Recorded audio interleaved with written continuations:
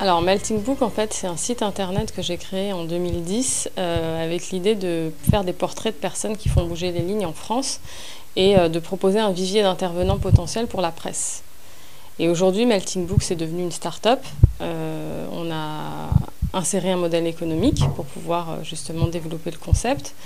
Et l'idée, c'est de proposer une base de données qualifiée à la presse, donc une espèce de carnet d'adresses à la presse, donc c'est le cœur de cible, mais aussi aux institutions, aux entreprises qui rechercheraient des intervenants pour leurs colloques, leurs séminaires, des forums, etc. etc. Je suis journaliste pour différents supports et j'ai beaucoup travaillé pour des petits médias indépendants, qu'on appelle souvent des médias communautaires ou des médias de la diversité. Et à chaque fois que je faisais mes productions journalistiques, je rencontrais énormément de personnes qui avaient des profils intéressants, qu'on ne voyait pas dans les médias mainstream.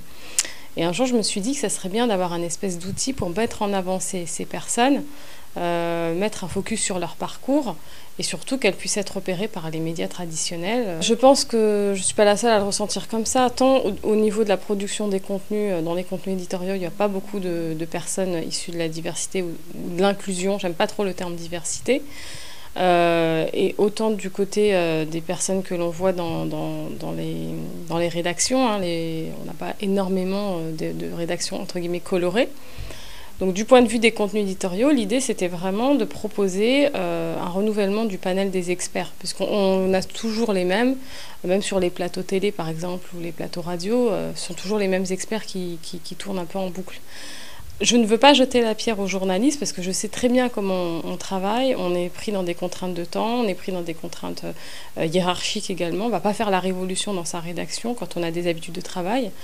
Mais je pense qu'aujourd'hui, la presse elle a besoin de se réinventer. Et donc, Melting Book, ça peut être une facette de cette réinvention. L'idée de Melting Book, c'est essayer de... Alors, c'est pas créer des ponts, enfin, c'est plutôt casser un cycle et proposer une alternative fiable, solide et vraiment qui puisse convenir à des professionnels de la presse. Des gens qui sont experts, mais pas au sens qui ont réussi. C'est des gens qui peuvent être des gens de tout un chacun à sa place dans Melting Book, à partir du moment où la personne a un propos intelligible, a une plus-value dans ses éclairages, a une légitimité, qu'elle soit professionnelle, entrepreneuriale, associative, politique. Pour avoir accès au portrait et aux coordonnées de la personne, il y a une petite somme à payer. En fait, on facture la mise en relation.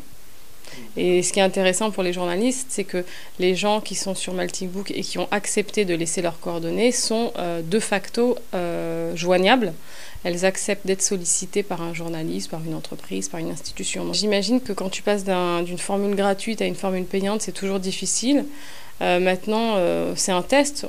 Pour savoir si une idée est bonne, il faut bien la tester. Donc là, on est en plein dedans. On verra bien. On est une start-up. Donc s'il faut retravailler le modèle économique, le modifier, le changer, on le fera. Mais pour l'instant, on est en phase de test. On va voir ce que ça va donner. Ce qu'on propose aussi, c'est d'avoir donc des portraits labellisés par Melting Book, qui sont checkés par notre équipe, qui sont garantis Melting Book pour la presse. Mais on propose aussi aux anonymes, aux gens qui font des choses, qui font des projets, qui ont des boîtes, etc., de pouvoir avoir un profil en ligne, de se référencer eux-mêmes sur la base. Les gens ont parfois envie d'être médiatisés par rapport à leurs travaux, qui ne savent pas trop comment s'y prendre. Et donc l'idée, c'est vraiment d'offrir une espèce d'agence de presse personnalisée pour les anonymes, quoi. Effectivement, il y a tout un volet communication. Pour l'instant, j'en parle pas trop parce que je veux y aller étape par étape. J'ai pas envie de mettre la charrue avant les bœufs.